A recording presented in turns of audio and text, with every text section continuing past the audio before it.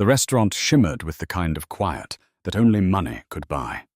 Crystal glasses glowed under golden chandeliers, and the air smelled of truffle oil and expensive perfume. Every movement, every whisper, was rehearsed elegance. Grace Hart adjusted her black apron, forcing a polite smile that didn't reach her eyes.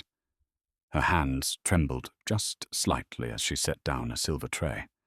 It wasn't fear, it was exhaustion. Double shifts, mounting bills, a mother's medicine that cost more than rent.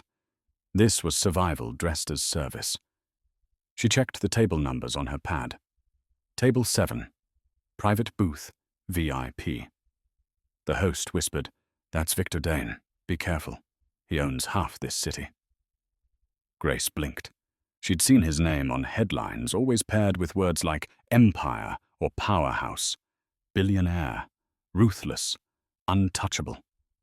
She took a deep breath and approached. "Good evening, sir. May I offer you something to drink?" The man barely looked up. His voice was deep, smooth, and completely detached. "Sparkling water. Cold." Grace nodded, walking away, but her mind replayed the way his tone cut through the air, commanding, like he didn't speak to people, only to things. At the bar, her co-worker leaned in. "You're serving Victor Dane? The Victor Dane?" "Guess so," Grace said softly, filling the glass. "He doesn't look like much. Just tired." The co-worker scoffed. "He's the kind of man who could buy your whole neighborhood just to tear it down." Grace didn't answer. She didn't have the luxury to hate billionaires. She just needed the tip. She returned to his table. The light from the chandelier hit his face. Sharp lines, silver hair at the temples, eyes that looked like they'd seen too much and still cared for nothing. He glanced up. For a fraction of a second, their eyes met. His expression flickered. Something unspoken, like recognition. But then it vanished. "Your name?" he said suddenly. "Hart?" Grace hesitated. "Yes, sir. Grace Hart." He froze. His hand tightened around the glass. "Hart," he repeated quietly, tasting the word like poison. "Strange name." Grace gave a polite nod, unsure why he seemed shaken. "It was my father's," she said simply. Victor Dane's face paled, his jaw clenched. But when Grace turned to leave, his voice stopped her. "What happened to him?" She blinked, surprised. Customers never asked about her life. He passed away. Years ago." He studied her face, his eyes darkening. "I see." There was a long silence, the kind that hums with something invisible. Grace didn't know that the man sitting before her wasn't just another cold billionaire. He was the very reason her father was gone. As she stepped away, she caught her reflection in the mirrored wall, her tired eyes, the black uniform, the flicker of defiance she tried to bury every night. She thought she was invisible here, just another nameless waitress in the city's machinery. But to Victor Dane, that name, Hart, had cracked open a door he had locked 15 years ago. A door filled with ghosts, guilt, and a secret that had made him rich and destroyed another man's life. Grace walked toward the kitchen, unaware that his stare followed her like a shadow, his knuckles white against the glass. The sound of shattering crystal broke the hum of the restaurant. Everyone turned. Victor Dane sat frozen, fragments of glass glittering before him like spilled diamonds. His eyes stayed on Grace's name tag. "Hart," he whispered. "It can't be." The city never slept, but Grace Hart wished it would. Just for one night. After the dinner rush ended, she slipped out of the restaurant's back door, the cold air hitting her face like reality itself. Her feet ached, her back throbbed, and the tips in her pocket barely made a sound. She walked 3 blocks to the subway, past glowing shop windows filled with things she'd never own. At this hour, Manhattan looked like a dream she didn't belong in. The train screeched, the doors opened, and Grace stepped inside, blending into a crowd of the overworked and underpaid. By the time she reached her stop in Queens, her phone buzzed. A text from her mother. "Honey, did you eat?" Grace smiled softly and typed back. "Yeah, Mum. Long day, but I'm fine." She wasn't fine. The moment she walked into their small apartment, the truth hit her again. The air smelled faintly of medication and boiled rice.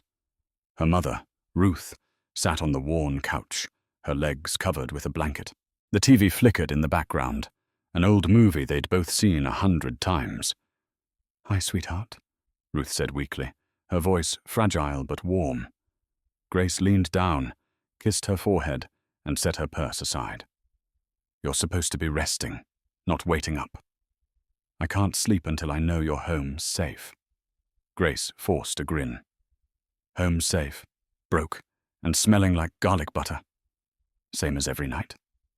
Her mother laughed softly, but behind that laughter was worry, the kind that lived in the eyes, not the voice. Grace sat beside her and handed over a small envelope of cash. "From Tips," she said. "It's not much, but it'll cover the prescriptions." Ruth frowned. "You should keep some for yourself." "I'm fine, Mum." "Really?" That was the lie Grace told every night. She wanted to believe it. But her father's ghost lingered in every shadow of that apartment, the man whose name she carried like both a blessing and a curse. 15 years ago, Daniel Hart had been a senior engineer at Dane Industries, one of the best. Until one morning, federal agents stormed their home. Fraud, embezzlement, corporate sabotage. Her father swore he was innocent, but the evidence was airtight, and the man pressing the charges was Victor Dane himself. Grace was only 10 when she watched her father being taken away in handcuffs. She remembered the look on his face, not fear, not guilt, just disbelief. He died in prison 5 years later from a heart condition no one had the money to treat. Her mother never recovered, and Grace had learned early that justice had a price tag she could never afford. Now, sitting in the dim glow of their living room, she pulled out a small wooden box from under the couch. Inside were the fragments of her father's life, a family photo, his broken watch, and an old newspaper clipping. The headline read, "Dane Industries whistleblower, sentenced to 20 years. Grace traced her fingers over her father's face. "They called you a criminal," she whispered, "but I know the truth." Her mother stirred on the couch. "What truth, honey?" Grace quickly wiped her eyes. "Nothing, Mum.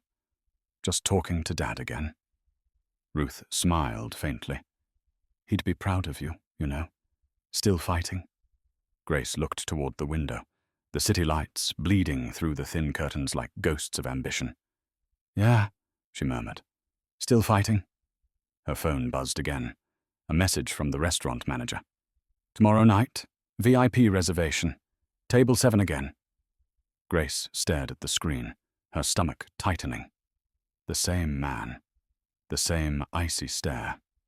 She didn't know why, but something about Victor Dane's voice still echoed in her mind, and it felt like the start of something dangerous. Victor Dane's penthouse was a fortress of glass and silence, perched high above the city he owned piece by piece.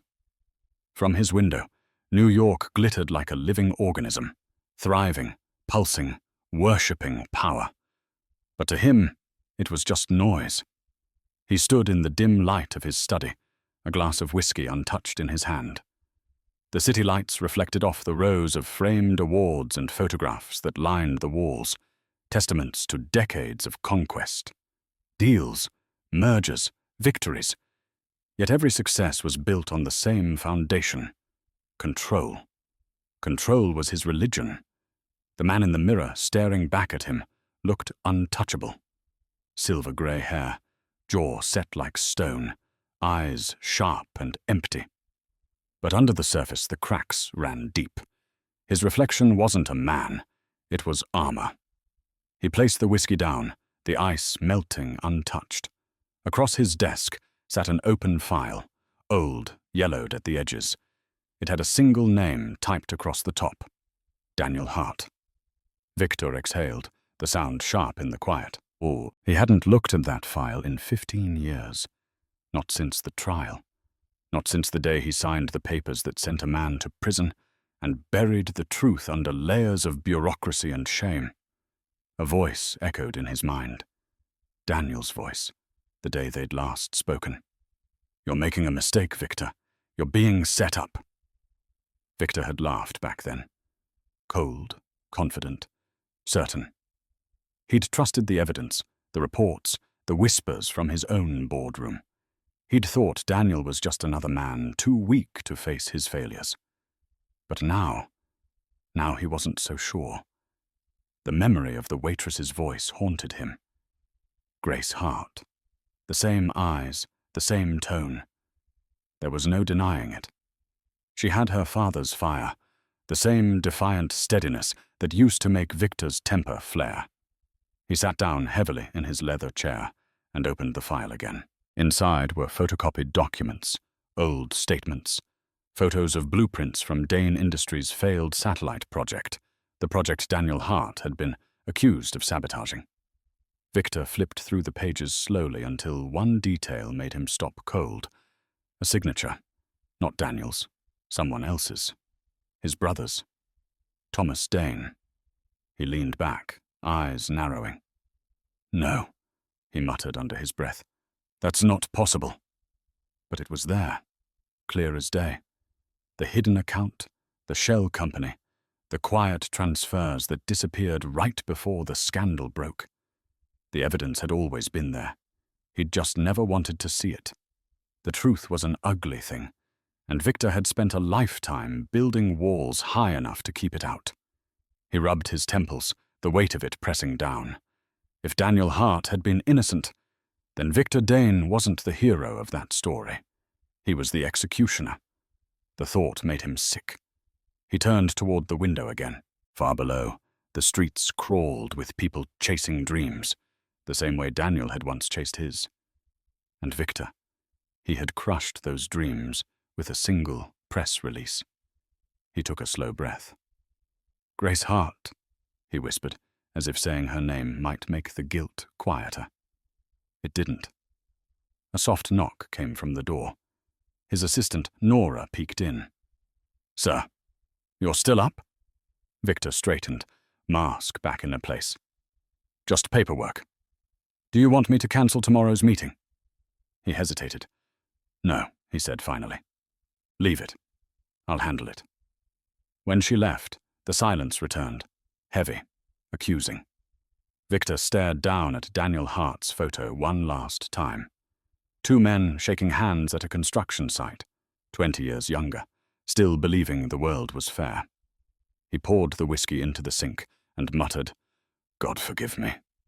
The next morning, Victor Dane made a decision that would change everything. He would see Grace Hart again. The next evening, Le Ciel Étoilé was packed. Politicians, socialites, and executives playing their endless game of status. The air shimmered with wealth and tension. Grace adjusted her apron and tucked a loose strand of hair behind her ear. She told herself tonight would be like any other shift. Just another table. Just another rich man with too many secrets. But her hands were sweating. "Table 7, the maitre d' said, handing her the menu. "Mr. Dane requested you personally." Grace froze. He asked for me?" The maitre d' nodded. "Apparently, he liked your service. Try not to spill anything this time." He smiled like it was a joke, but Grace couldn't laugh. She took a deep breath, grabbed her order pad, and walked toward the table that had somehow begun to haunt her dreams. Victor Dane sat alone, as before, but this time he wasn't on his phone. He was waiting, his posture perfect, his expression unreadable. When he looked up and saw her, something flickered behind his eyes. "Miss Hart," he said softly, "I was hoping you'd be here." Grace forced a polite smile. "Good evening, sir. Would you like to start with something to drink?" He studied her face for a long moment before replying, "The same as last night. Sparkling water." She wrote it down, her pen trembling slightly. "Of course." When she turned to leave, his voice stopped her. "Do you always work nights?" Grace blinked. "Most of the time. It pays better." He nodded slowly, as if memorizing the information. Your father. Did he work nights too? Her breath caught. Excuse me. I just meant, he said quickly. You seem like someone who learned responsibility early. Grace forced a tight smile. Yeah, I guess I did. She retreated to the bar, heart pounding. Why would he ask that? Nobody asked about her father. Nobody even remembered him anymore. Her co-worker, Maya, raised an eyebrow. You okay? You look like you saw a ghost. Grace shook her head. Just a weird customer. When she brought the water back, Victor was still watching her. His hands rested on the table, but one of them was clutching something, an old silver pen engraved with initials, D.H. She noticed it instantly. That's a beautiful pen, she said softly, trying to break the tension. Victor looked down at it, startled. Yes, it belonged to a friend, a long time ago. Grace smiled politely. He must have been important. Victor's voice dropped. He was. She turned to leave, but again he spoke. Miss Hart, may I ask, what was your father's name? Grace hesitated. Her throat went dry. Daniel, she said finally. Daniel Hart. For a second, everything in the room stopped. The background chatter, the clinking glasses, it all blurred into silence. Victor's face went pale. His glass tipped slightly, spilling water onto the linen tablecloth. He didn't notice. His knuckles went white as he whispered, Daniel Hart. Grace frowned, confused. You knew him? Victor blinked rapidly, trying to recover. No, it's just a familiar name. But the tremor in his voice betrayed him. Grace stood there, trying to read his expression. There was something raw in his eyes. Fear, maybe guilt. She couldn't tell. Well, she said, forcing lightness into her tone. Guess it's a small world. Victor looked up, and his gaze locked with hers. Smaller than you think. Grace didn't respond. She turned and walked away, but her chest ached with unease. Something about this man didn't add up. Across the room, Victor sat motionless. The name Daniel Hart echoed in his mind like a curse. He realized the waitress he'd been trying to forget was the living reminder of the man he'd destroyed, and she had no idea who he was. The night outside Le Ciel Étoilé was calm, but inside, Grace's nerves were anything but. Her hands trembled as she carried the dessert tray. She had no idea why Victor Dane's questions lingered in her head, like whispers she couldn't silence. She told herself it was nothing, just another curious, rich man making small talk. Still, something about the way he said her father's name had frozen her blood. She placed the tray down on the prep counter, trying to steady her breath. You okay? Maya asked, wiping down glasses. Grace nodded too quickly. Yeah, just tired. Maya grinned. You always say that. But your eyes are doing that storm before the storm thing again. Grace tried to laugh, but it came out hollow. Maybe it's the fluorescent lights. Her shift dragged on. Every time she glanced toward table 7, Victor was already looking at her, not in the way men looked at her when they thought she wasn't watching, but as if he was studying her, searching for something he desperately needed to find. By closing time, her patience was thin, and her heart was pounding. She took his check, placed it on the table, and forced her best professional smile. Thank you for dining with us, Mr. Dane. He didn't move to take the bill. Do you ever wonder about your father, Miss Hart? Her stomach dropped. Why would you ask that? Victor's voice softened, but his eyes were sharp. You mentioned he worked for Dane Industries once. Grace froze. I don't remember saying that. You did, he said quietly. Last night. She swallowed hard. Well, yeah. For a while. Before he passed. Victor's jaw tightened. What happened to him? Grace stared at him. He died in prison. The room seemed to tilt. Victor's expression didn't change, but his hand tightened around the glass until it cracked. Grace stepped back instinctively. "Sir, you're bleeding." He looked down at the thin line of blood running down his palm, as if it weren't real. "It's nothing," he muttered. Then more quietly, "I'm sorry." "For what?" He looked up, and for the first time, the cold billionaire facade cracked. "For everything." Grace blinked, confused and uneasy. "You didn't even know him." Victor stood abruptly, his chair scraping the floor. Every head in the restaurant turned toward them. His breathing was uneven. "I have to go," he said. Before she could reply, he dropped a few bills on the table and walked out, leaving behind the faint scent of whiskey and guilt. Grace stared after him, heart pounding. Something about the way he'd said sorry made her feel like she was standing on the edge of a cliff without knowing why. After closing, she sat alone in the staff locker room, staring at her reflection in the mirror. Her name tag caught the flickering fluorescent light. Grace Hart. She pulled out her phone and searched. "Victor Dane, Dane Industries, Daniel Hart." The results made her throat go dry. Old headlines filled the screen. "Engineer convicted in Dane Industries scandal.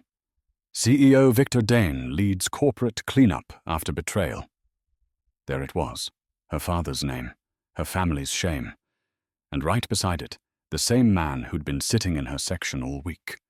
Her pulse raced as she scrolled through the article. There was a photograph, Victor shaking her father's hand.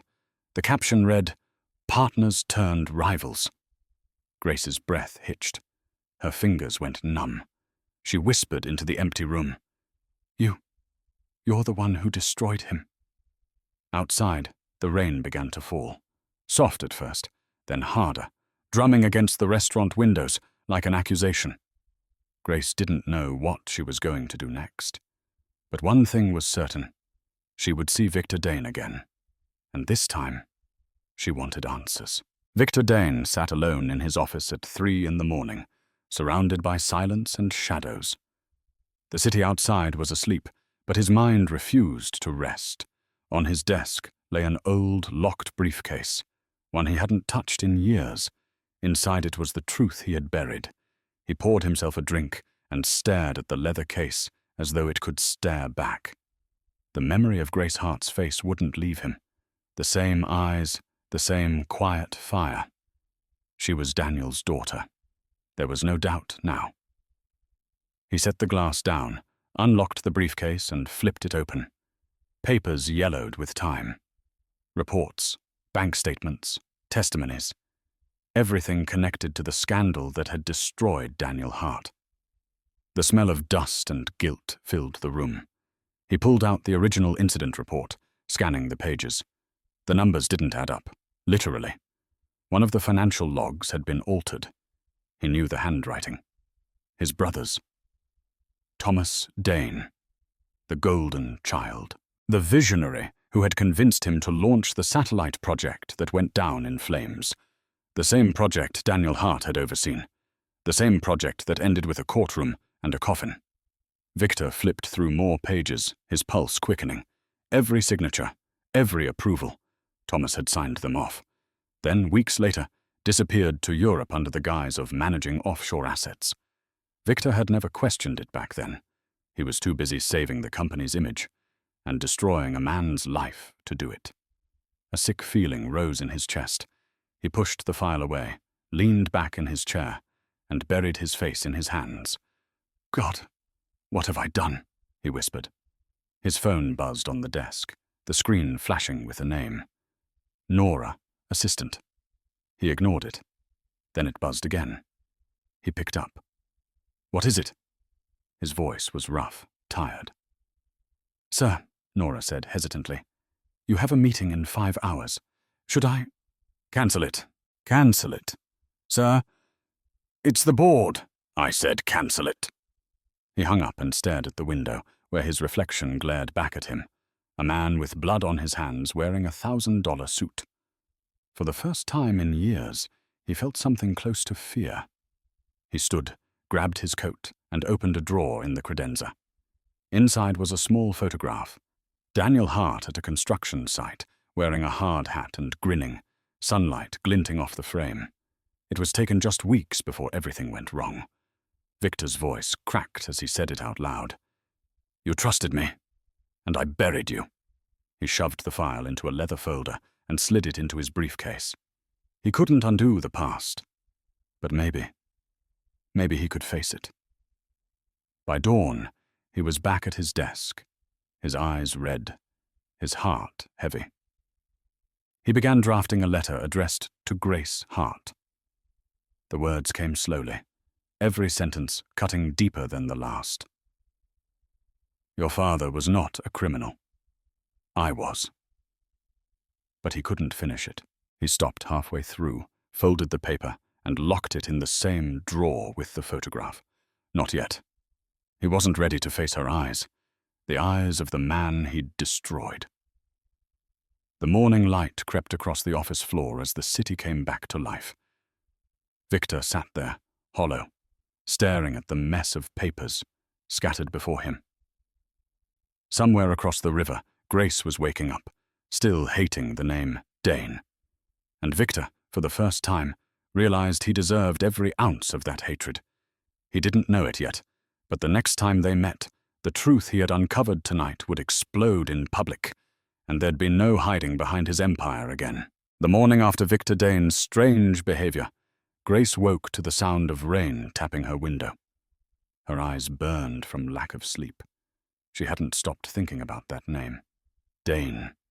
Every time she closed her eyes, her father's face flashed in her mind. She sat at the kitchen table, a half-empty mug of coffee cooling beside her. Her mother's voice drifted from the couch. "You're up early, honey." Grace forced a smile. "Couldn't sleep." Ruth adjusted the blanket around her legs. "You've got that look again, the same one you had before your father's trial. Don't tell me you're chasing ghosts." Grace looked down. "Maybe the ghosts are chasing me." Her mother sighed. "Sweetheart, you can't live in the past." Grace didn't answer. Her phone buzzed on the table, a text from her manager. "VIP request, table 7. Same client as before." Her stomach twisted. Why would a billionaire want the same waitress 3 nights in a row? That evening, Grace arrived early, her uniform pressed, her mind spinning. She logged into the employee system, curious. Under Table 7 reservation, she saw it. Victor Dane, private event. Her pulse quickened. She clicked the name. A note popped up. Owner requests discretion. Media blackout. Owner. Grace stared at the screen. Victor Dane didn't just dine here. He owned the restaurant. Her co-worker Maya peeked over her shoulder. "What's up?" Grace minimized the screen. "Nothing. Just trying to get my schedule right." Maya grinned. "You're nervous, huh? He's totally into you." Grace rolled her eyes. "Please, that man doesn't even see people. He sees objects." But deep down, she couldn't shake the unease in her chest. She spent the next hour prepping her station, moving like a machine. When she went to the storage room for clean napkins, something made her pause. The TV in the staff lounge was on, tuned to a local news rerun. Victor Dane's face filled the screen. The caption read, "Dane Industries CEO to host charity gala, honoring employee legacy." Then she heard it, her father's name.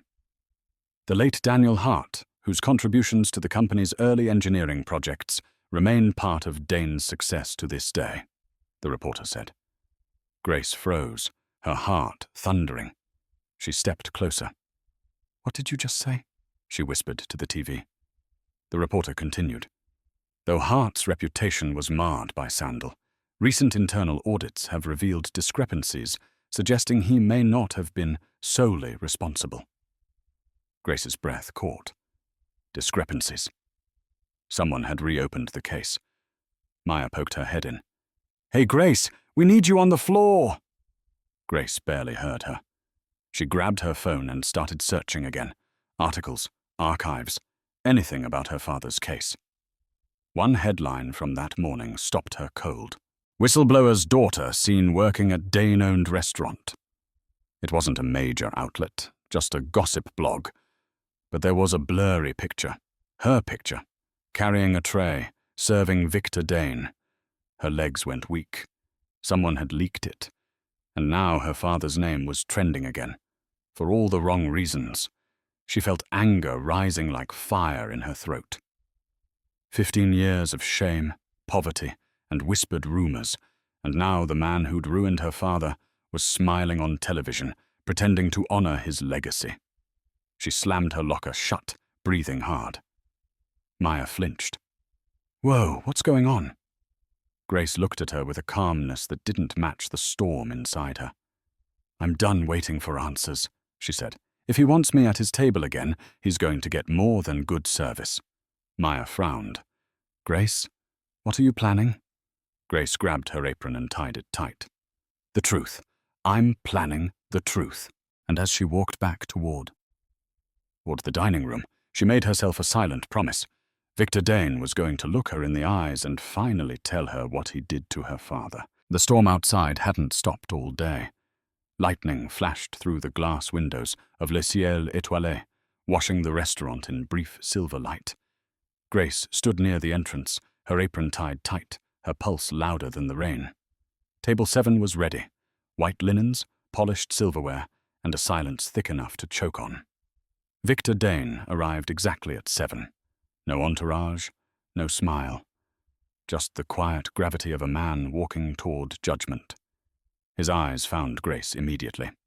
"Good evening, Miss Hart," he said, his tone polite but strained. Grace nodded stiffly. "Mr. Dane." They stared at each other for a heartbeat too long before she gestured to the booth. "Your usual seat." He sat, adjusting his cufflinks with practiced precision, the movement oddly mechanical. "Water will be fine tonight," he murmured. Grace set the glass down in front of him, her voice tight. "You seem tired." Victor gave a faint smile. "Tired is what happens when the past won't stay buried." That made her look up. "Funny," she said. "My family knows a thing or two about that." He froze. Grace's voice was calm, almost gentle. "I saw your interview this morning. The gala. The part where you talked about my father's legacy." Victor's throat tightened. "Grace." "No," she cut in. "You don't get to say my name like that. Not after what you did to his." Every word landed like a blade. The other servers pretended not to look, but the air around them had changed. Something dangerous was unfolding. Victor leaned forward, his hands clasped. "You don't understand what happened." Grace's eyes burned. "Then explain it. Tell me why you ruined an innocent man, and let the world call him a thief." He hesitated, then said softly, "It wasn't supposed to be him. I trusted the wrong person." "Your brother," she said flatly. His eyes widened. "You know. I know you destroyed the only man who ever believed in you," she whispered. "And you made sure the world forgot his name." Victor exhaled shakily. "I made a mistake, a terrible one. I thought I was protecting the company." "You were protecting yourself." Grace's voice cracked. "You let him rot in prison while you built your empire on his grave."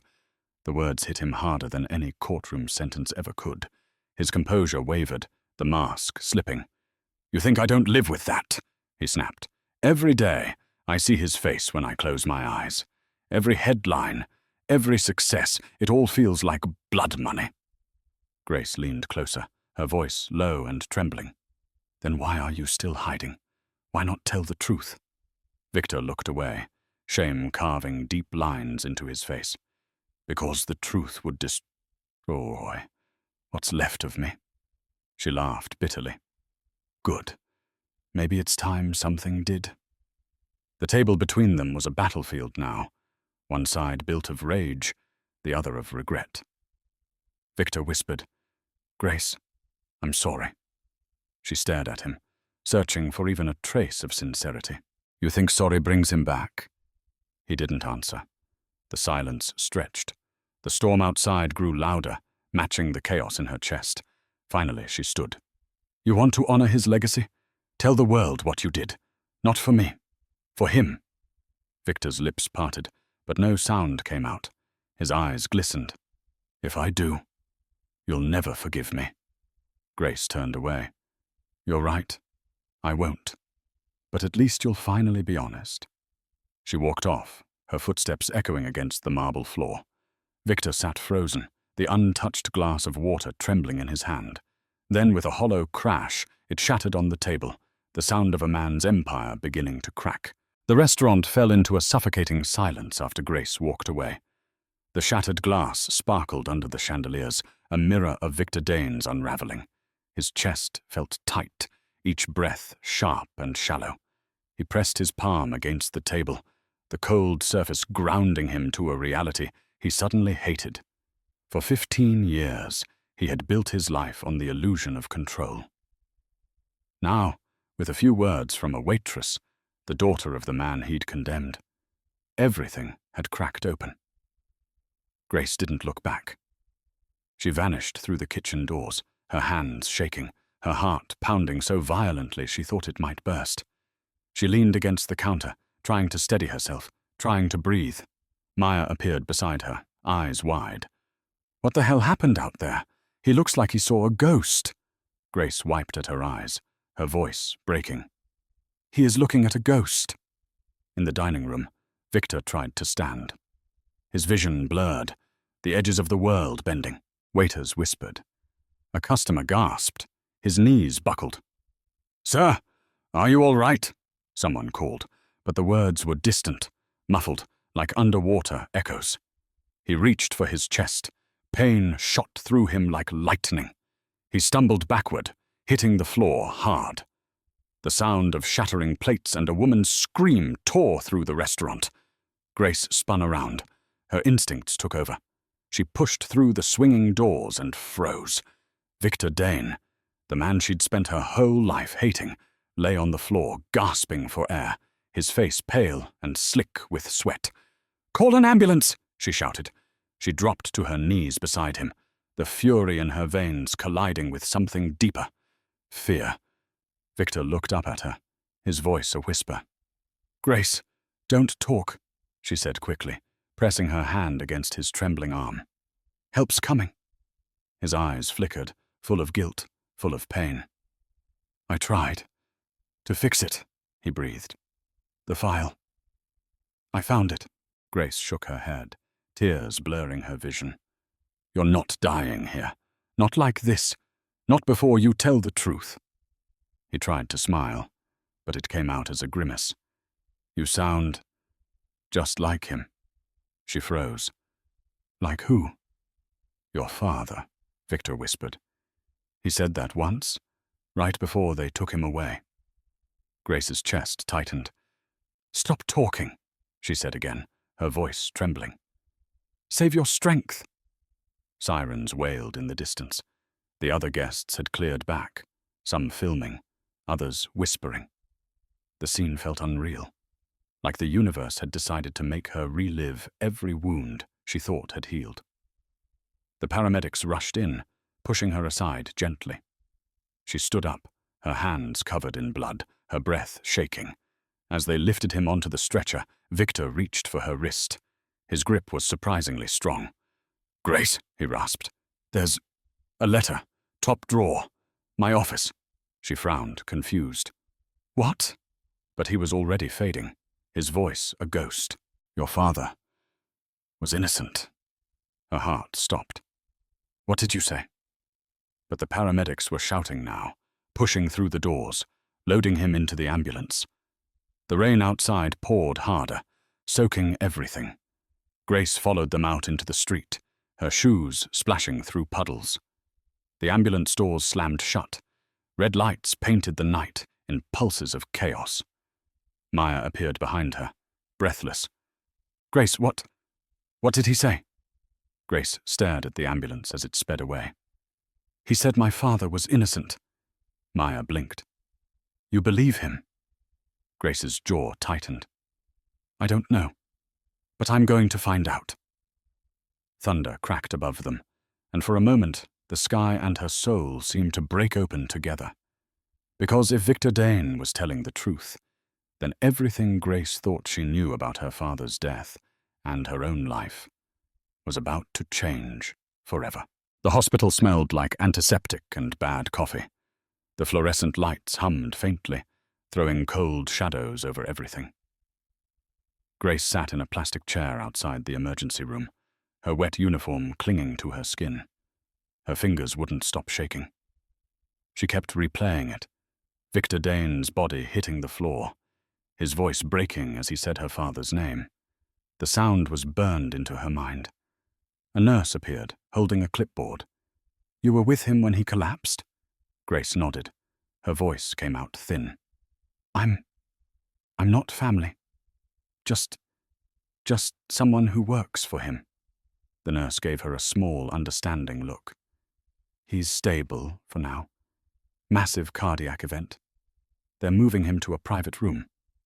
Grace exhaled shakily. "He's going to live?" "For now," the nurse said. "But he'll need constant monitoring. Are you sure you're not family? You're the only one listed under emergency contact." Grace blinked. "What? That's impossible. I've only known him for 3 days." The nurse shrugged. "All I know is, he told us, call Grace Hart if anything happens. So here you are." Grace stared at her, stunned. What?" Before the nurse could answer, her phone buzzed. Unknown number. She hesitated, then answered. A woman's calm, clipped voice spoke. "Miss Hart, this is Nora Green, Mr. Dane's assistant. I was told you're at the hospital." "Yes," Grace said cautiously. "He's alive, but barely."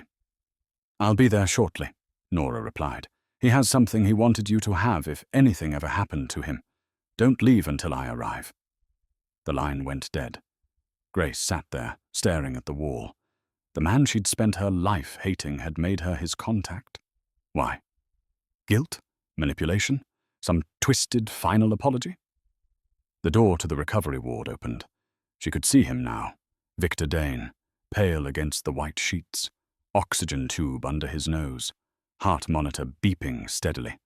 He looked nothing like the untouchable titan of Wall Street. He looked human. Her feet moved before her mind caught up. She stood beside his bed, watching the slow rise and fall of his chest. "You don't get to die yet," she whispered. "Not before you tell me everything." She turned when the door opened again. Nora entered, mid-40s, professional, the kind of woman who could command a boardroom with a single glance. In her hands was a sealed brown envelope. "Mr. Dane prepared this months ago," Nora said. "He told me to deliver it to you personally if his health ever failed." Grace took the envelope cautiously. "What is it?" "Answers," Nora said simply. "He told me not to interfere, just to give it to you." Then she paused, her tone softening. "Miss Hart, I've worked for that man for 12 years. I've never seen him look at anyone the way he looked at you." Grace frowned. "You mean with guilt?" Nora shook her head. "With hope." Before Grace could respond, a low groan came from the bed. Victor stirred, his eyes fluttering open. For a brief moment, confusion flickered there, then recognition. "Grace," he rasped, voice weak but urgent. She stepped closer. "You need to rest." He shook his head faintly. "The letter. Read it." "I will," she said quietly. "After you tell me one thing." He blinked, struggling to focus. "What thing?" Was my father innocent? His lips parted. His voice came out as a whisper. "Yes." Tears blurred her vision. "Then why didn't you clear his name?" His breath hitched. "Because I didn't know. Until it was too late." The monitor beeped faster. Nurses rushed in, and Grace stepped back as they adjusted his IV. She clutched the envelope to her chest, heart pounding. Whatever truth Victor Dane had written inside, she knew it wouldn't just change her view of him, it would rewrite the story of her entire life. The hospital room was quiet now, except for the steady rhythm of the heart monitor.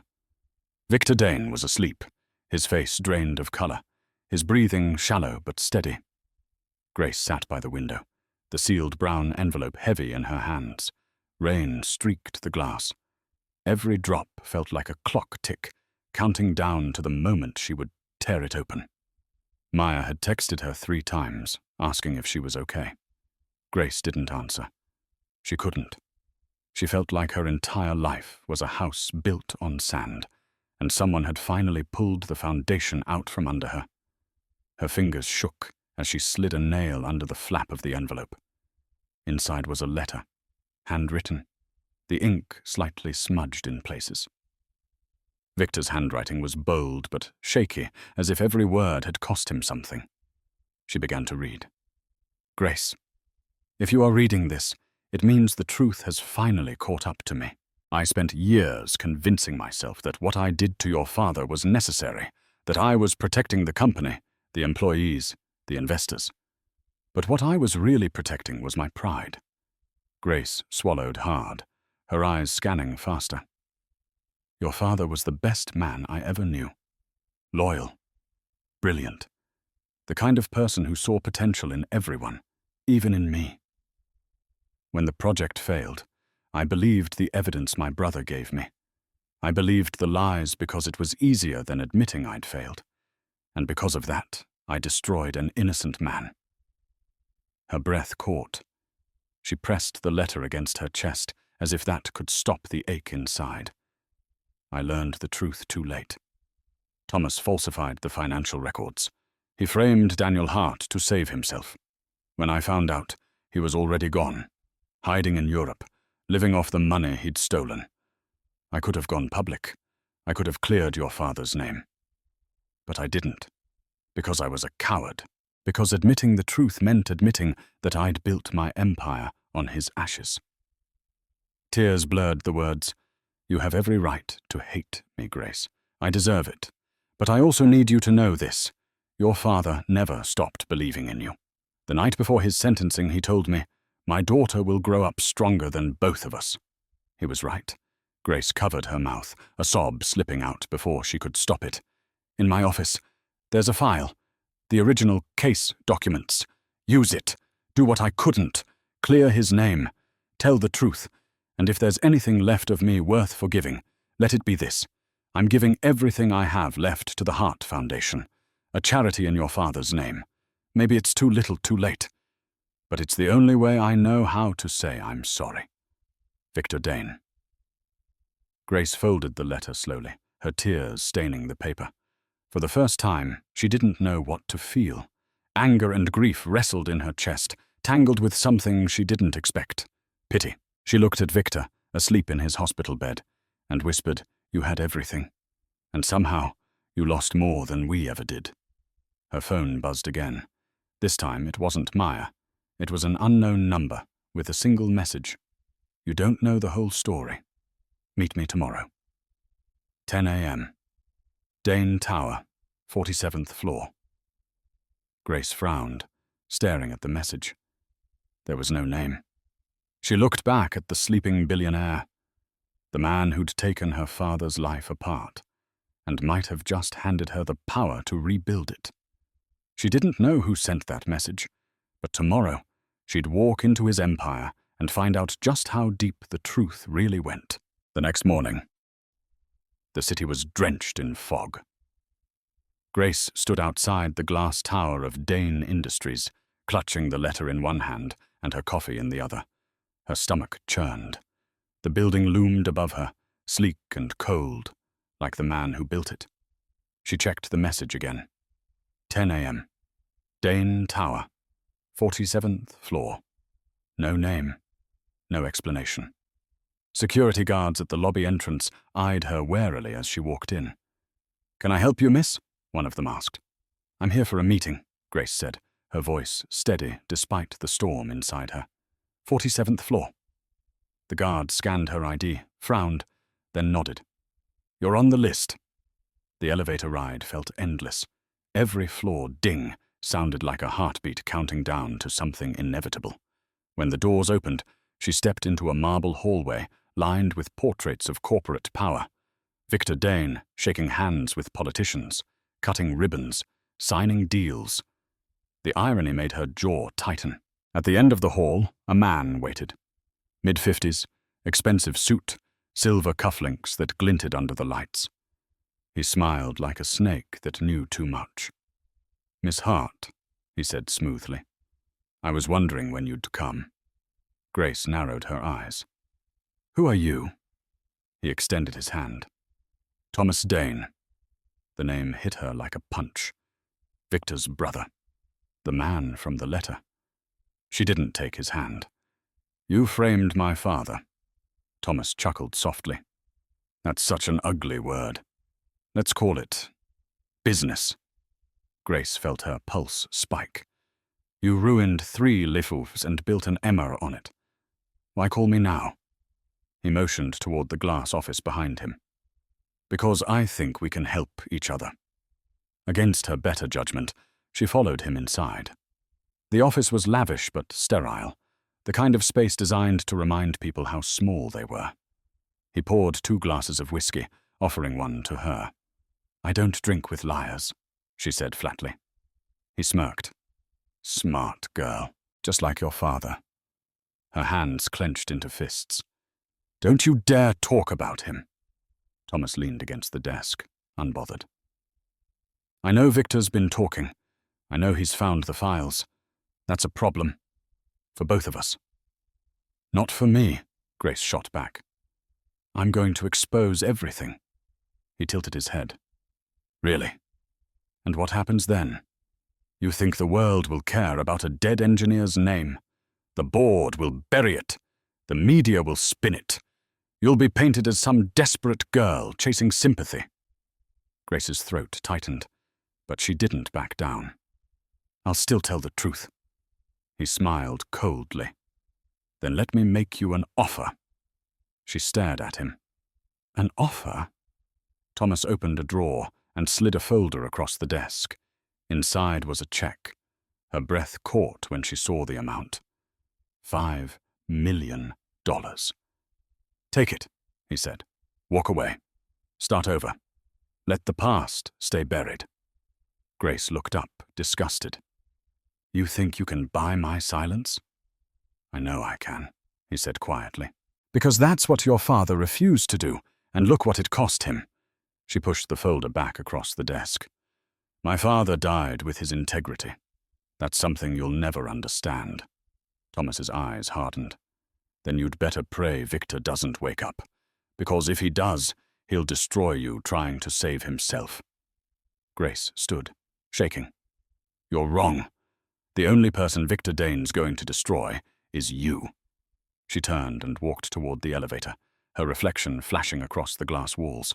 Stronger, angrier, unstoppable. Thomas watched her leave, a smirk playing on his lips. "You've got his fire, Grace," he murmured, "but fire burns everything it touches." That night, Grace couldn't sleep. Her apartment felt smaller than ever, the air thick with anger and confusion. The letter from Victor sat on the table beside her, next to the untouched check Thomas had tried to bribe her with. She replayed the meeting in her mind, his smug grin, his calm arrogance, the way he spoke about her father like a name on a spreadsheet. It made her skin crawl. She poured herself another cup of cold coffee and stared out the window. Rain hammered the glass again, like the sky was mocking her. Then, 3 sharp knocks at the door. Grace froze. Midnight. Nobody ever visited her this late.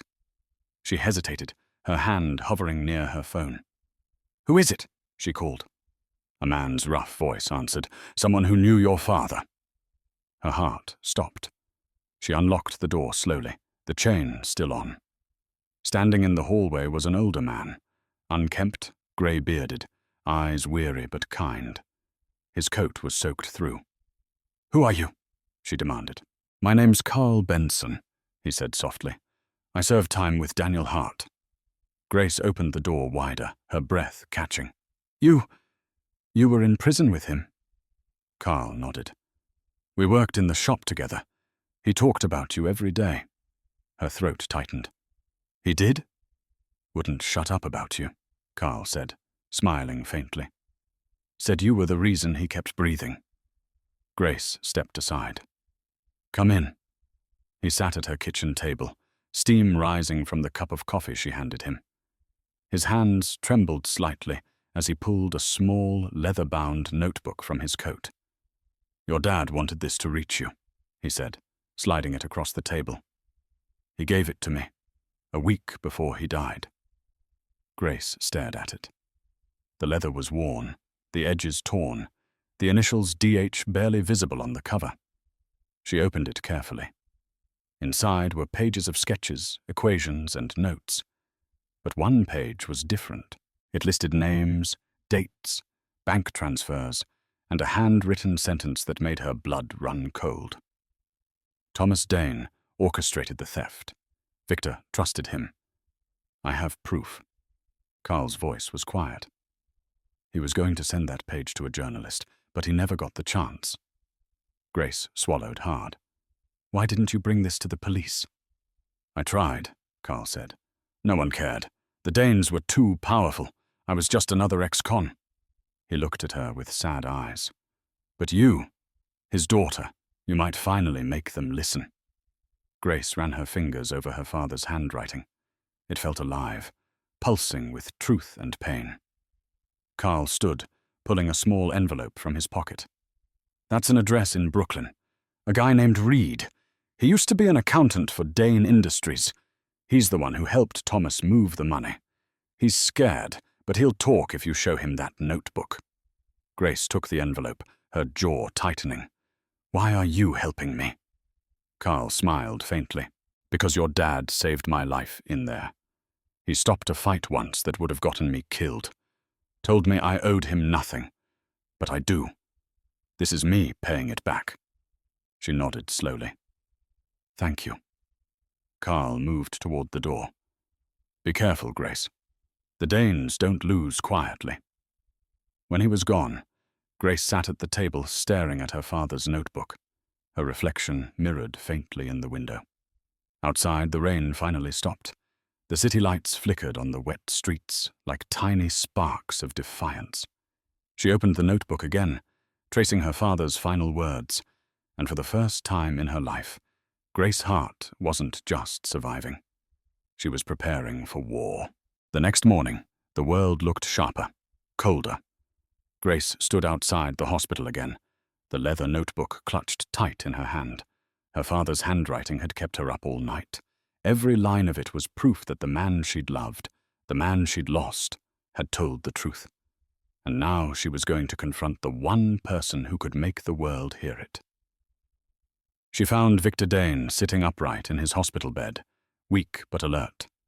The sunlight through the blinds cut across his face, emphasizing the years he'd spent carrying secrets. He looked up when she entered, his expression unreadable. You came back, he said quietly. Grace closed the door behind her. I didn't come for you. I came for the truth. He nodded, as if he'd been expecting it. Then ask. She stepped closer, holding up the notebook.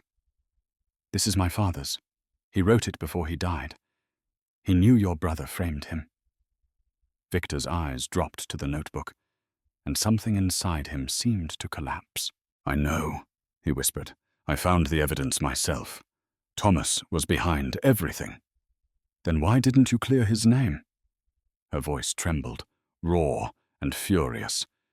You had power, money, influence. You could have stopped it. Victor looked up at her, his eyes filled with regret. Because I didn't want to believe that my own brother would betray me. I convinced myself that Daniel was the traitor because it made the world simpler. Grace's hands shook. Simpler? He died in prison. My mother broke trying to keep us alive. You ruined us, and now you sit here talking about what's simple? He flinched. You think I don't know that? Every day since the truth surfaced, I've been haunted by his face, by yours. She stared at him, trying to find sincerity in the lines of his face. Then why tell me now? Why write that letter?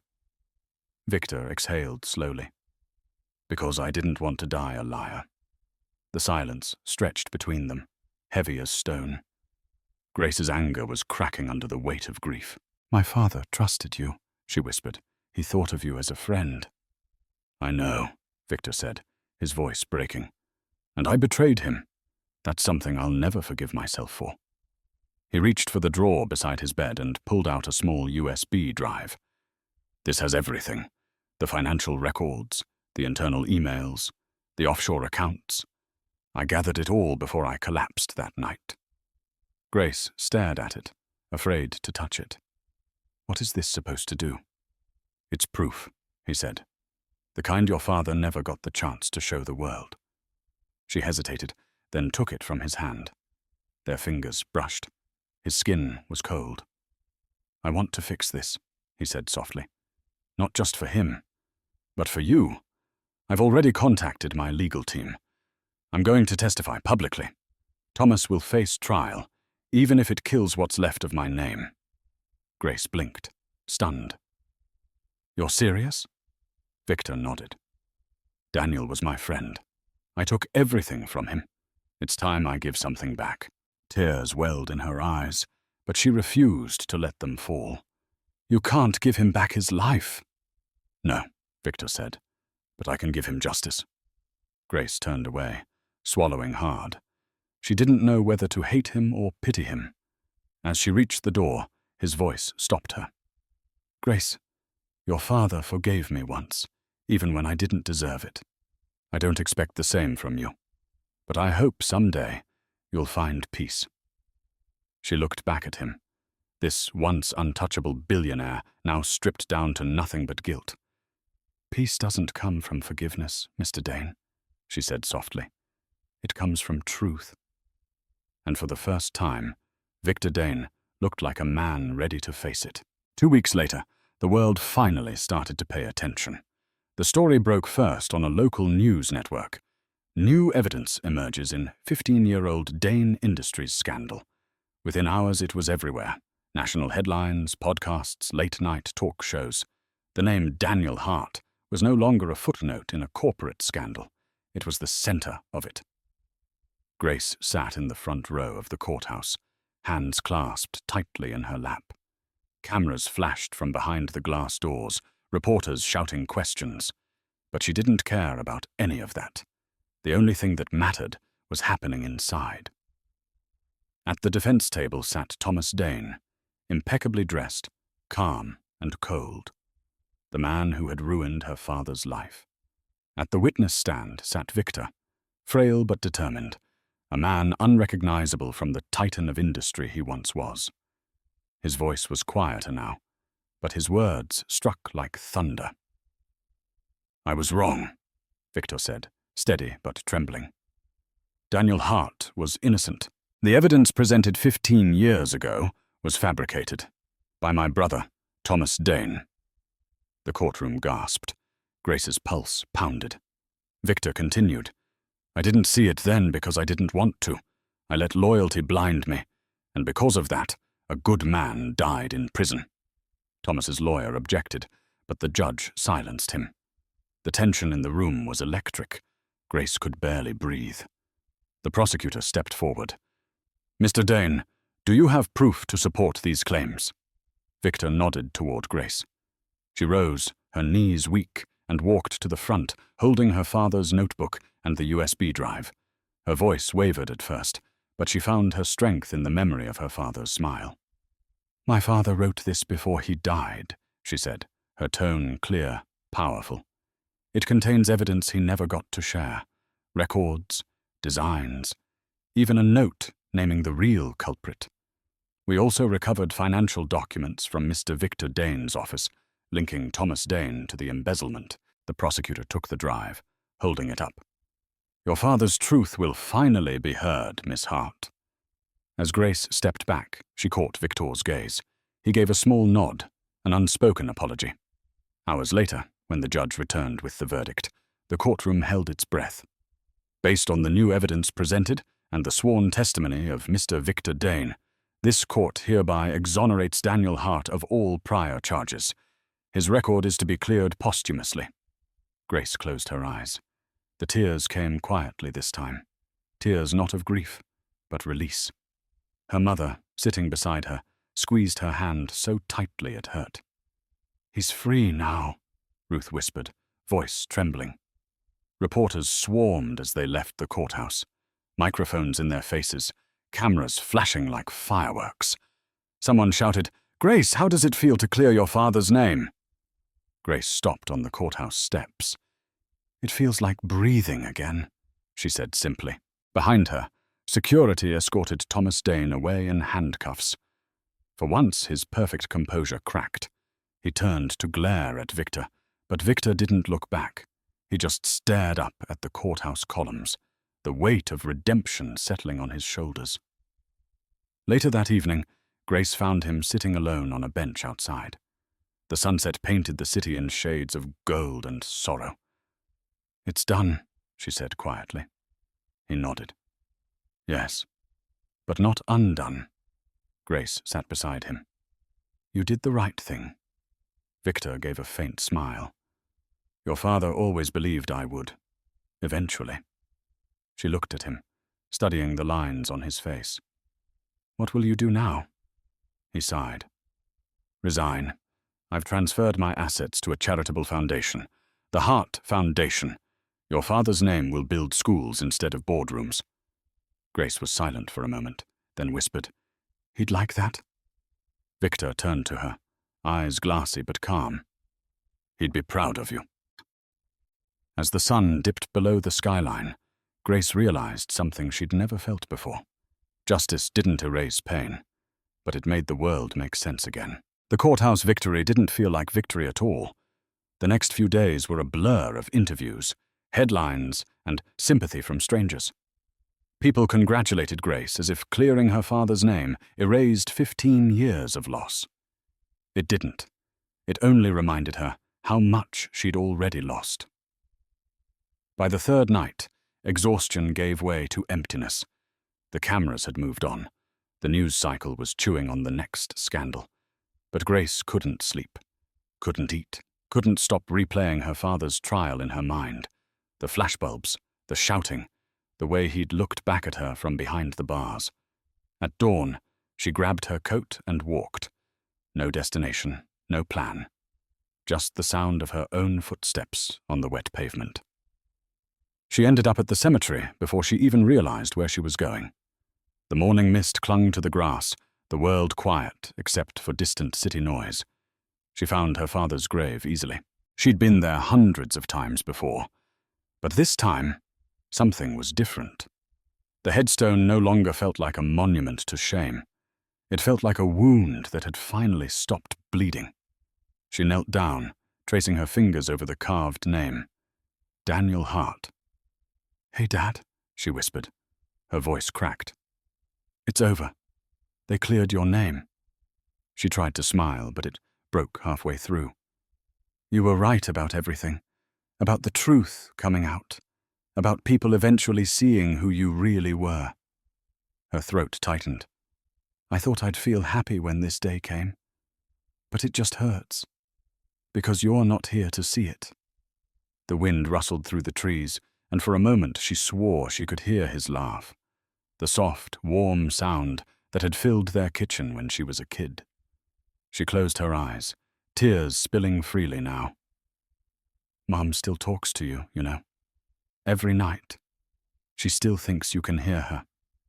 And maybe you can. Maybe you're laughing at how stubborn I am." A voice broke the stillness. "He'd be proud." Grace turned sharply. Standing a few feet away was Victor Dane.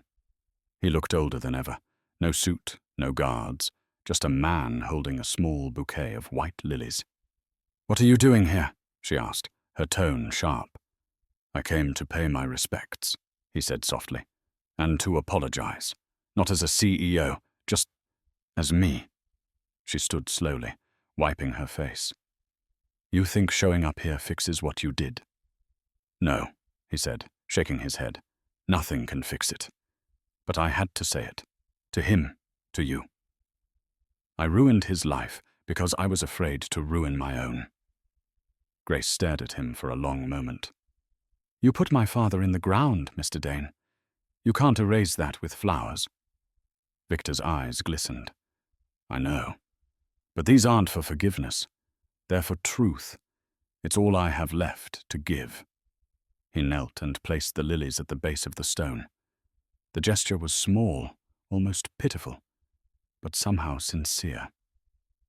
For a long time, neither of them spoke. The city noise faded behind the wind and the rustle of leaves. Finally, Grace whispered, "He forgave you, you know, before he died." Victor looked up slowly. "He did?" She nodded. "He told a cellmate that he still believed you'd do the right thing one day." Victor's voice broke. "He had more faith in me than I ever deserved." Grace crossed her arms, her voice steady. "He believed in redemption, but I'm not him." He met her gaze and nodded. "Then I'll have to live long enough to earn yours." She looked away, tears welling again. "Good luck with that." As she turned to leave, the first rays of sunlight pierced through the clouds, washing the cemetery in gold. Behind her, Victor knelt beside the grave, whispering words only the dead could hear, and for the first time, Grace didn't stop him. 2 weeks passed. The city felt different now, lighter somehow, as if the truth had shifted the air itself. Yet inside Grace, the weight remained. She'd won justice, yes. But peace? That was another matter. Every night she dreamed of her father, his voice, his smile, his steady hands building model airplanes at the kitchen table. He never looked angry in those dreams, just proud. And that made the guilt worse. Because while everyone called her a hero, part of her still hated the man who had destroyed her family. It was raining again the night she saw Victor Dane for the last time. She was leaving the Heart Foundation's temporary office, a modest space downtown that had once been one of Victor's subsidiaries. She'd been working there quietly for days, helping set up scholarships in her father's name. She didn't expect anyone to be waiting outside. But there he was, standing in the rain without an umbrella, dressed in a long grey coat, shoulders slumped, eyes tired. The billionaire who once ruled the city now looked like any other man who had lost everything. Grace stopped under the awning, unsure if she should turn away. "Grace," he said softly, rain dripping from his hair. She sighed. "You shouldn't be out here."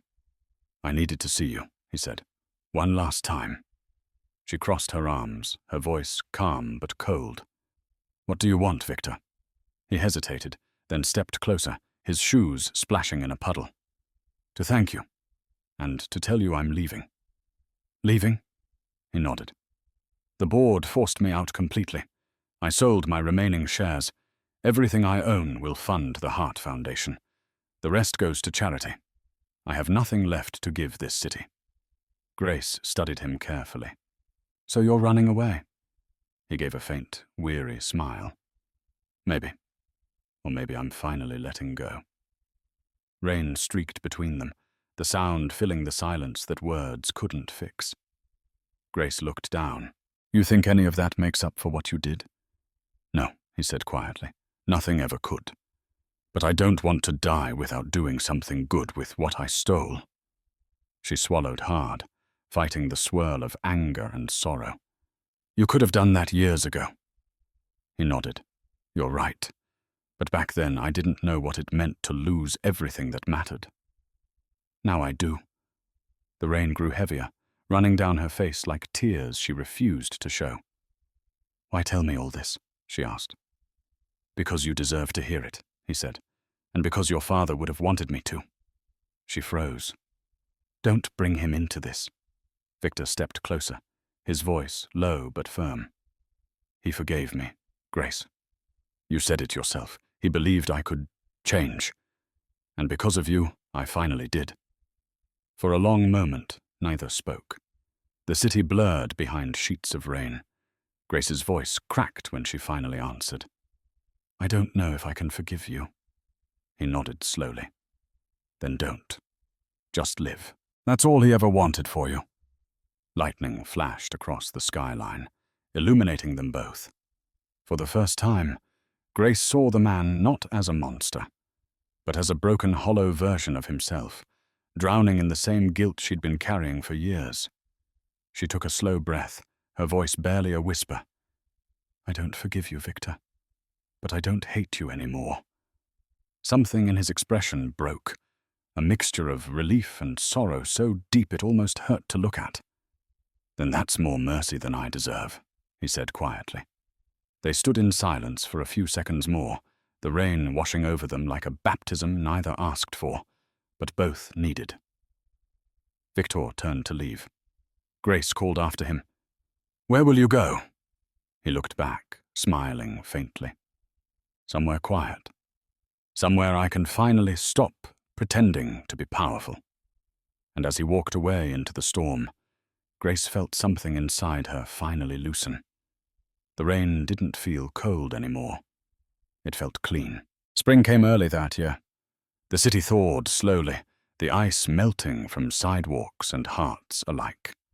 For Grace Hart, life had begun to move again, steady, purposeful, and quieter than before.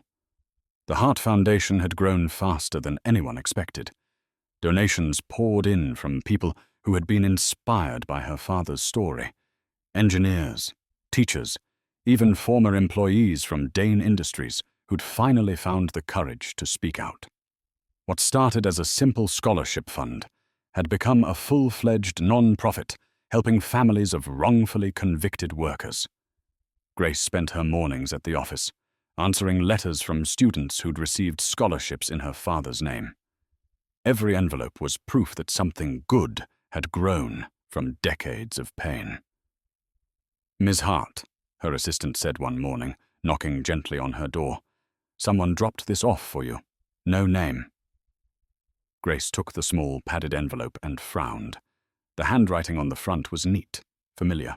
Inside was a photograph, old, slightly faded. She froze. It showed two men standing in front of the first Dane Industries headquarters, Daniel Hart and Victor Dane. Both were smiling, arms around each other's shoulders, the kind of easy friendship that existed before ambition ruined everything. On the back of the photo, written in Victor's handwriting, were 5 words: "We finally made it right." Grace sat down slowly, her chest tightening. She hadn't heard from Victor since that night in the rain. He had vanished. No forwarding address, no statements, no trace. Some said he'd moved overseas. Others claimed he'd gone off the grid entirely. But seeing this picture felt like hearing from a ghost. Her phone buzzed. It was Maya. "Hey, boss," she said, her voice cheerful as always. "The board wants you to speak at the gala tonight. Big donors, TV cameras, the works." Grace smiled faintly. "You know I hate microphones." "Yeah, but the world kinda loves you right now," Maya teased. "Besides, it's your dad's foundation. He'd want you up there." That evening, the ballroom was full of people. Chandeliers glittered above the crowd, the same kind of opulence that used to make Grace feel small. Now, it just felt irrelevant. When she stepped onto the stage, applause filled the room. She took a deep breath, scanning the faces in front of her. Strangers, supporters, dreamers. Somewhere in the back of her mind, she imagined her father watching. "My father's story isn't about tragedy," she began. "It's about truth and the price of silence. For years, I thought justice meant revenge. I was wrong. Justice means healing. It means building something better from the pieces that were left behind." Her voice steadied. "The Hart Foundation isn't about me. It's about every person who was told their truth didn't matter. It does. It always does." The audience rose to their feet, applause thundering. But even as she smiled, her eyes caught on a shadow near the back of the room. An older man, half hidden behind a pillar. His posture was familiar, his silver hair glinting under the lights. Her breath caught. Could it be? But when she blinked, he was gone. After the gala, Grace slipped outside for air. The city was quiet, the night clear. She looked up at the stars, clutching the photograph in her hand. "Wherever you are," she whispered, "thank you." A gust of wind swept through the street, carrying the faint scent of rain. She smiled through tears. Somehow she knew he'd heard her. She tucked the photo into her coat pocket and turned back toward the building, the hum of laughter and music spilling into the night. The ghosts of the past were finally quiet, and in their place, Grace felt something she hadn't known in years. Peace. A full year passed before Grace saw him again. It was late autumn, the air crisp, the city draped in gold and red. The Hart Foundation had just opened its third scholarship center, and Grace's days were filled with work that actually mattered. She laughed more, slept better, smiled without forcing it. But sometimes, in quiet moments, she'd still wonder where Victor Dane had gone. Then one afternoon, she received a small envelope delivered by hand. Inside was a single card, written in the same steady handwriting she'd recognize anywhere. Le ciel étoilé, table 7. One last dinner. No signature, no explanation. Just the place where it had all begun. That evening, curiosity outweighed hesitation. She put on a simple black dress and walked through the city that had once swallowed her whole.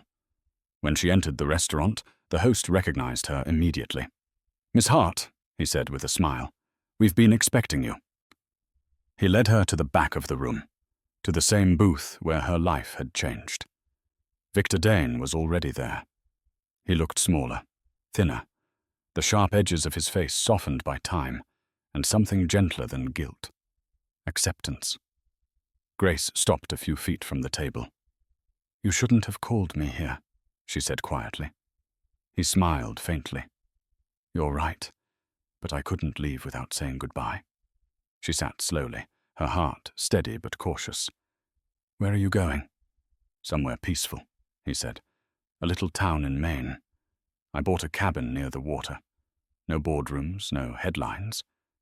Just quiet." Grace nodded. "Sounds nice." They fell into silence, the clinking of dishes and soft jazz filling the space between them. It was strange, sitting across from him now, not as enemies, not even as strangers, but as two people bound forever by the same story. Victor finally spoke. "You've done remarkable things with the foundation." "It's not me," she said. "It's him. Everything I do is for my father." He nodded. "And you've made him proud. You've made me proud, too." Grace blinked, taken aback. "You don't get to be proud of me, Victor." He smiled sadly. "You're right. But I am anyway." The waiter brought their meals, simple dishes, nothing like the luxury he once demanded. They ate quietly for a while. For the first time, there was no anger between them, only the strange calm that comes after surviving a storm. After a while, Grace asked softly, "Do you ever think about him?" "Every day," Victor said. "I talk to him sometimes, in my head. I tell him about the foundation, about you. I think he forgave me, long before I forgave myself." Grace's throat tightened. "He always believed people could change. I never understood that until now." Victor smiled faintly. "He saw something good in everyone, even in me." The restaurant lights dimmed slightly, the end of the evening approaching. Victor placed his napkin on the table and looked at her with tired eyes. "If there's one thing I've learned, Grace, it's this. Money can build empires, but truth builds peace." She studied him for a long moment, then said softly, "And peace is worth more than all the empires in the world." He nodded. "It is." He reached across the table, not for forgiveness, not for comfort, just a handshake. She hesitated, then took it. His grip was weak, but warm. "Thank you," he whispered. "For what?" "For letting me say goodbye." When she left the restaurant, the city lights shimmered on the wet pavement. She turned back once and saw him still sitting there, smiling faintly, eyes closed as if listening to music only he could hear. And for the first time, Grace realized this wasn't the end of their story. It was the peace both of them had spent a lifetime trying to find. Winter came quietly that year, soft snow blanketing the city, like forgiveness settling over old wounds. Grace Hart walked through the gates of St. Augustine Cemetery, her breath fogging in the cold air. A folded letter was clutched in her glove. No envelope, just handwriting she already knew by heart. 2 weeks earlier, she'd received a call from a lawyer in Maine. Victor Dane had passed away peacefully in his sleep. No publicity, no drama, just a man closing his eyes after a lifetime of noise. The lawyer told her Victor left one last request, that she be given a sealed envelope and that his ashes be scattered near the ocean. She had done both. The waves had taken what remained of him, and she'd whispered, "Rest now. It's finally over." Now she stood before her father's grave again, snowflakes melting against the dark granite. She placed the letter beside the lilies and knelt, her breath steady. "Hey, Dad," she said softly. "It's been a long road. You're cleared. The company carries your name now, not theirs. The Heart Foundation is growing. College kids, single moms, veterans, people who just need one person to believe in them. I think you'd like that." She smiled faintly. "Victor's gone. He left everything to the foundation. I think, in his own way, he finally found peace. Maybe you two are talking right now, arguing about blueprints like old times." Her voice trembled on the next words. "I used to think justice meant revenge. But I get it now. Justice is truth, and truth doesn't destroy. It heals." She unfolded the letter, her fingers trembling. Victor's writing filled the page, strong and deliberate. "Grace, if you're reading this, I'm finally where I belong. Free from the noise, the guilt, and the power I once thought mattered. I wanted you to know that meeting you changed me. You didn't just clear your father's name. You saved what little soul I had left. I can't undo what I've done. But I can choose what I leave behind, and I choose peace. Don't waste your life hating people like me. Build something better. Love bigger. And when you stand at the edge of the world, staring at the horizon, know that 2 men up here are smiling, because you made the truth louder than the lies. Victor." Grace pressed the letter against her chest, tears falling freely now. For the first time, in 15 years, they weren't tears of anger or loss. They were tears of release. She whispered into the cold air, "I forgive you." The wind picked up, swirling snow through the graveyard, carrying her words away like a secret only heaven needed to hear. Footsteps crunched behind her. It was her mother, bundled in a scarf, smiling softly. "You ready to go, sweetheart?" Grace nodded, standing. "Yeah, I think I finally am." As they walked toward the gates, Ruth slipped her arm through her daughter's. "You know, your father always said you were born with his stubborn heart." Grace laughed lightly. "Guess I used it for something good this time." They reached the car. Before getting in, Grace turned for one last look at the 2 graves, side by side, her father's and now a small memorial stone for Victor Dane that the foundation had placed next to it. The inscription read, "Truth healed us both." The sun broke through the clouds just then, washing the cemetery in gold. Grace smiled through her tears. "We're all free now," she whispered. As she and her mother drove away, the snow continued to fall, covering the world in quiet light. The story had begun with betrayal and ended with forgiveness, and somewhere between, Grace Hart found not just justice for her father, but peace for herself. So that's how our story ends. And if you're still here, my friend, still listening all the way to this moment, then something in this story must have touched your heart. Maybe the same part that still believes in forgiveness, truth, and starting over. What Grace's journey shows us is simple but powerful. Carrying hate only keeps the wound open. As the Stoics taught, we suffer more in imagination than in reality. Real peace begins when we stop reliving the pain and start rebuilding from it. Victor spent a lifetime running from guilt, and Grace spent hers chasing justice, but both of them found healing the moment they stopped fighting the past. Sometimes justice isn't revenge. It's the courage to face the truth and let it set you free. So tonight, wherever you are, take a deep breath. Maybe there's someone you need to forgive. Or maybe it's yourself.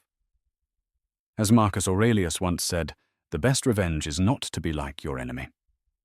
If this story touched you, share it with someone who needs a reminder that healing is possible. Like the video, subscribe to our channel, and let's keep exploring stories that remind us what being human really means.